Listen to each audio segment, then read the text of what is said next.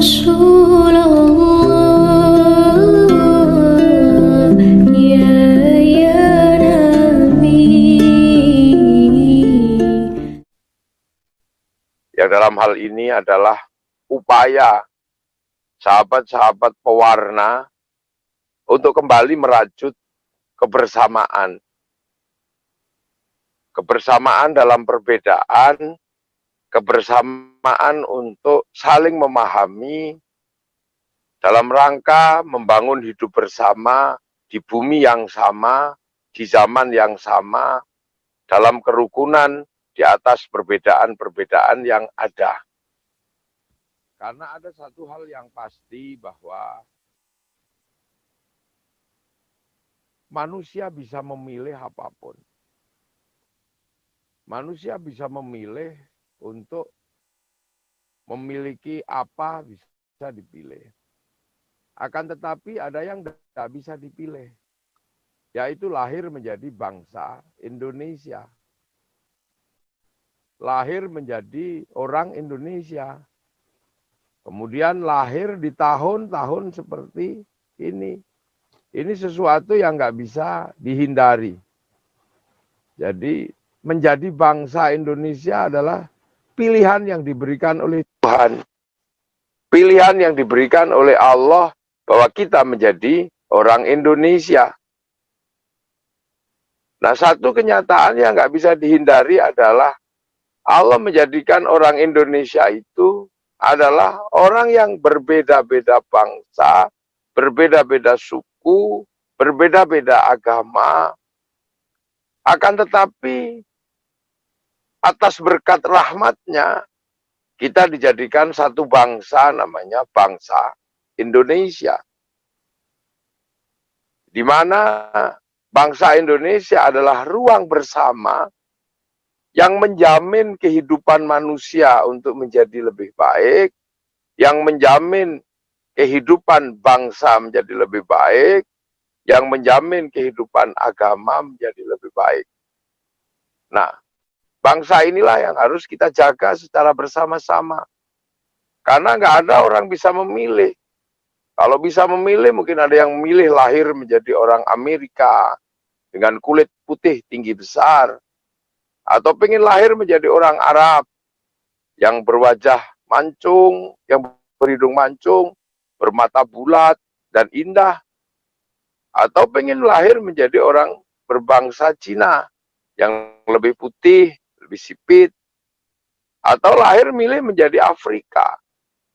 Nah, tapi tidak bisa memilih. Tahu-tahu kita lahir menjadi orang Indonesia. Dan hari ini bangsa kita Indonesia ini menjadi sebuah bangsa yang akan menjadi teladan buat bangsa-bangsa yang lain bagaimana caranya membangun kebersamaan dalam perbedaan. Bagaimana caranya membangun persamaan dalam ketidaksamaan. Dan itu adalah rekor terbesar bangsa ini. Bangsa Arab itu satu bangsa, tapi pecah menjadi puluhan negara. Eropa satu bangsa, tapi juga pecah menjadi puluhan negara. Tapi kita ini satu bangsa, mampu puluhan bangsa, puluhan suku, tapi mampu bersatu dalam satu negara, Kesatuan Republik Indonesia. Ini sesuatu anugerah yang diberikan oleh Tuhan, dan tidak semua bangsa mendapatkannya. Nah, kenyataan-kenyataan inilah yang harus kita terima. Makanya seiring perjalanan waktu, di mana era milenial adalah era di mana antar bangsa saling menyapa, antar bangsa saling mengerti. Dulu waktu bangsa Arab dipimpin oleh Nabi Ibrahim yang dikenal dengan Abraham, itu perjalanan terjauhnya baru Mesir sama Filistin. Ketika lahir Nabi Musa, masih sekitaran Filistin sama Mesir. Nah, di zaman nabi-nabi itu perjalanan antar bangsa belum jauh. Zaman lahir Nabi Musa, bangsa-bangsa baru sekitaran Filistin, paling jauh sampai Romawi. Tapi ini milenial, percepatan bangsa luar biasa.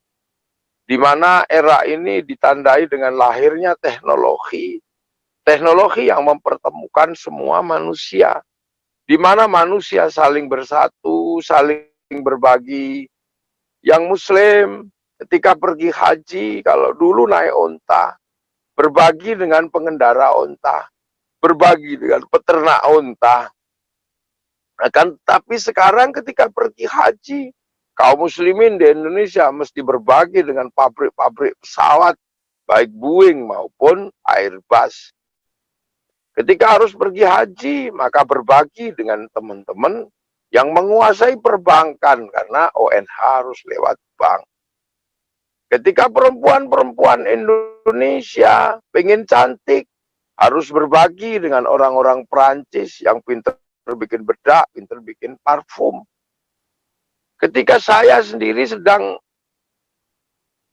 berada di Jawa Tengah, di Jogja, saya bisa bersilaturahmi dengan sahabat-sahabat pewarna yang ada di Banten, yang ada di Jakarta.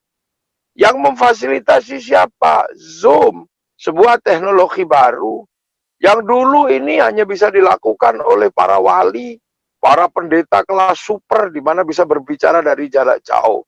Oleh zaman baru, ternyata ini bisa diwakili oleh siapa yang punya kuota. Di situ ada Mark Zuckerberg, ada Google. Ini era baru, di mana antar bangsa saling ketemu dan saling membutuhkan. Teman-teman di masjid, di tempat saya ngaji, ketika kemudian pengen didengar dari jarak yang jauh, butuh orang-orang Jepang untuk bagaimana menyampaikan suara yang jauh. Kan gitu. Nah, dunia sekarang sudah berbeda dengan dunia yang dulu. Di mana orang bisa mandiri sendiri, sesama bangsanya sendiri. Hal ini tidak bisa. Ini adalah satu dunia baru yang kemudian orang sebut sebagai dunia milenial. Saling berbagi, saling bertemu. Orang Nasrani ketika melakukan ritual keagamaan, kemudian butuh pasang tenda. Mungkin yang pasang tenda Muslim. Bikin acara Natal, yang jaga mungkin Muslim. Banser. Sama, dunia sudah saling berbagi, saling ketemu. Ya, kita hari ini saya mengadakan Zoom dengan penjenengan yang ada di Jakarta. Saya menggunakan handphone. Handphone juga bukan produksi bangsa Indonesia. Ini produksi yang saya pakai kebetulan produksi Korea. Nah, situasi ini adalah situasi zaman baru, situasi dunia baru, di mana antar bangsa saling ketemu, antar bangsa saling berbagi.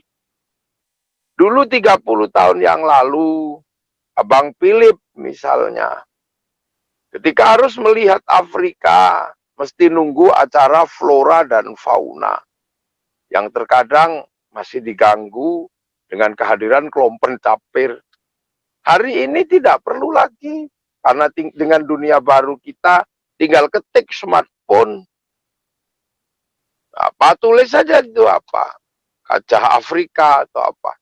Lah, ini dunia baru. Semua harus direspon dengan cara yang sangat baru. Di mana sekarang anak-anak Amerika menggunakan WhatsApp, anak Indonesia juga menggunakan WhatsApp. Anak Afrika menggunakan WhatsApp, di ujung Ternate menggunakan WhatsApp, di ujung Irian menggunakan WhatsApp.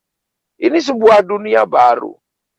Dunia yang akan dialami oleh semua manusia, bukan hanya manusia keluar dari bangsanya, keluar dari pulaunya, tapi sekarang antar manusia, keluar antar penjuru, antar negara, transnasional budaya, transnasional ideologi. Nah, inilah saatnya manusia mulai memikirkan bagaimana dengan percepatan seperti ini.